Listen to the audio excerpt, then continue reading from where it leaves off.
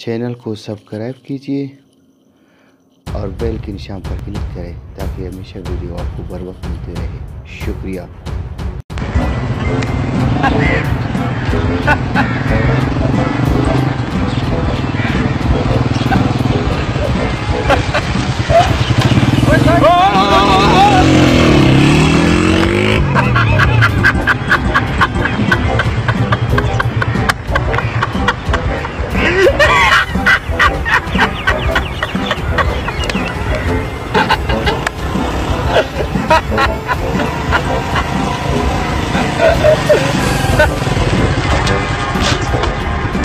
खान साहब, वो आपका मोबाइल छीन के लेके गया, आप हंस रहे हो क्यों?